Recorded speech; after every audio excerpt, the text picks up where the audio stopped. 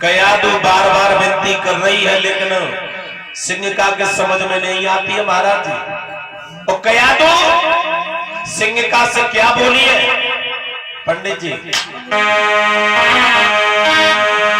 अरे मेरा मेरे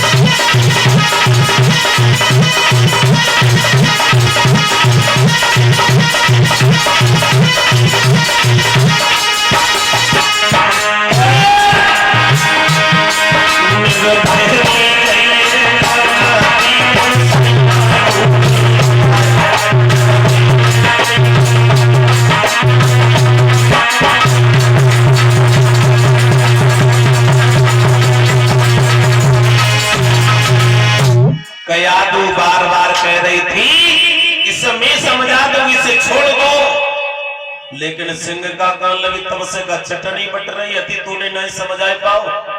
जब मैं मारने को आयु से लेकर के जा रही तब कह रही इसमें समझा दो।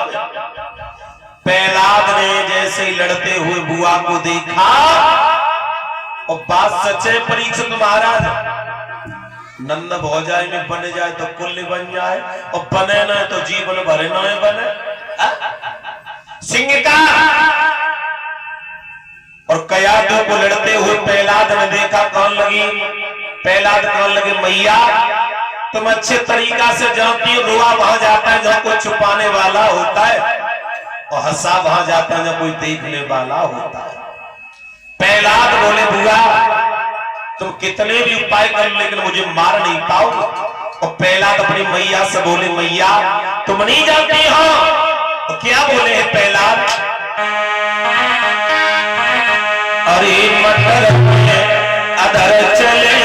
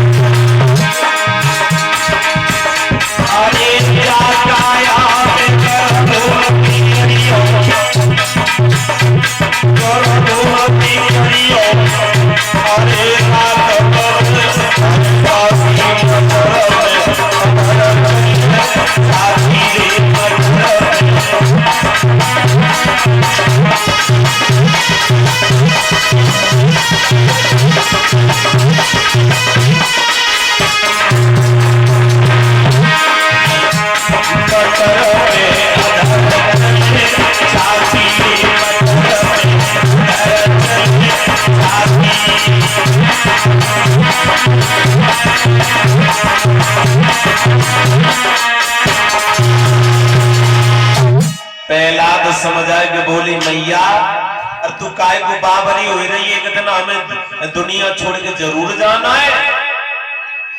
प्रहलाद ने अपनी मैया कयादू को समझाया। इधर सिंह का प्रहलाद को लेकर चली परीक्षित महाराज कहां? नगर से बाहर। नगर से बाहर कयादू देख रही है। सिंह का नगर से बाहर लेकर के जाती है, लकड़ियों की चिता बनाती है और चिता बना करके अग्नि प्रकट कर लेती है। और प्रहलाद को लेकर जैसे सिंह का परीक्षित महाराज उस अग्नि में बैठे, लेकिन भगवान की कृपा क्या हुई?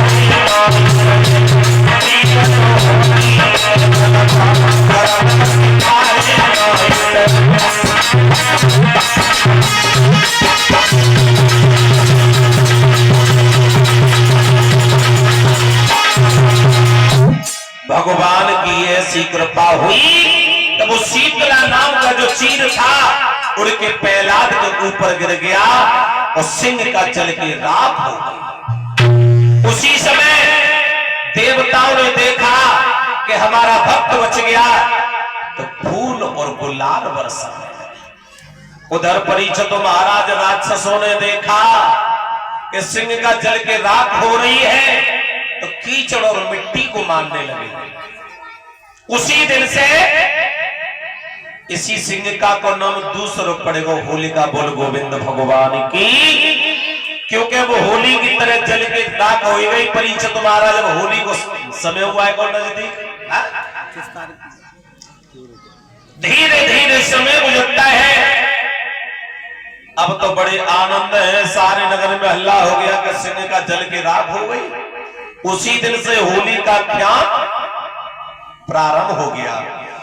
और इस होली कुछ लोग ये भी पूछते परीक्षित महाराज होली के पति का नाम क्या था?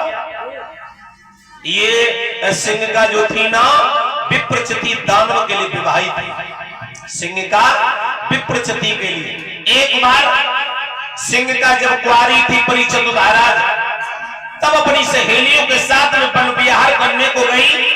विप्रचिति घोड़ा पर सवार होकर जा रहा था और जैसे सिंह का को देखो सही सोच चल लो है भगवान जो तो बहुत नहीं की है, जाके साथ में ब्याह हो जाए तो बड़ी जिंदगी सफल रहे।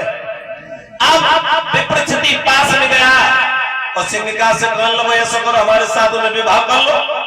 सिंह का कान लगी विवाह तो कर लेंगे लेकिन हमारे भाई के साथ युद्ध करना पड़ेगा। उसी समय सिंह का ने आकर के अपने भैया हिरण्याकश्यप को सारा हाल बताया। हिरण्याकश्यप और इस विप्रचिति में घमासान युद्ध हुआ। परीक्षित महाराज प्रमाण मिला है इनमें दोनों में घमासान युद्ध हुआ। होने के समय विप्रचिति ने हिरण्याकश्यप को हरा दिया था। उसके बाद में सिंह का के साथ में विवाह किया। वो बात हिरण्याकश्यप को अच्छी ना लगी। उसके बाद में हिरण्याकश्यप ने उस विप्रचिति को मार दिया था। और गोविंद भगवान की धीरे धीरे समय गुजरता है। सिंह का जल के राख हो जाती है। प्रहलाद भागे हिरण्याकश्यप की सभा में पहुंच गए। कौन लगे पिताजी राम राम। हिरण्याकश्यप ने देखा सिंह का से मारने को लेके फिर भी नहीं मरा, मेरे दरबार में आ गया। मंत्री को भेजा। नगर से बाहर मंत्री ने जाकर के देखा परीक्षित महाराज तो सिंह का की राख नजर आई। अस्थियां पड़ी हैं। अब तो मंत्री भाग करके आया, कहने लगा महाराज तुम्हारी बहन सिंह का जल के राख हो गई, अब प्रहलाद ऐसे नहीं मरेगा। उसी समय हिरण्यकश्यप को और क्रोध आया, क्रोध, और क्रोध में परीक्षित महाराज नुकसान होता है। हिरण्यकश्यप को क्रोध आया, हिरण्यकश्यप कहने लगा मंत्री इस अभागे को मैं जिंदा नहीं देखना चाहता हूं, मेरे आंगन में जो खंबा है लोहा का इसे इतना गर्म कर दो, इतना गर्म कर दो जैसे लो होता है। अब तो राजा के कहने पर परीक्षित महाराज, और 3 हट बहुत बड़ी बताइए परीक्षित महाराज, एक बाल हट, एक राजा हट, एक तेरिया हट। बच्चा हट हो जाए, बच्चा हट हो जाए महाराज जी कि जलेबी की हलवाई की दुकान की हमें खानी है, जब तक मंगाए ना लिए तब तक माने ना।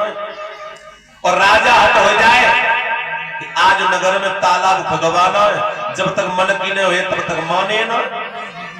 और स्त्री तुम जानते ही हो परीक्षित महाराज स्त्री की कौन सी भावई है, स्त्री नाराज हो जाए और जब तक बाकी मन की नहीं हुए तब तक माने ना।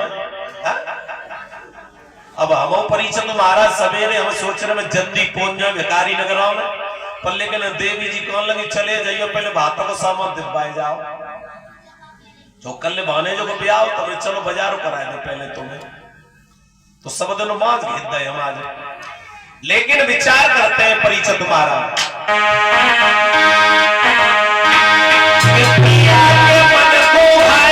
और सुहागिन बनी है, और दिल से उतर गए आवाज बनी, दिल से उतर गए आवाज बनी।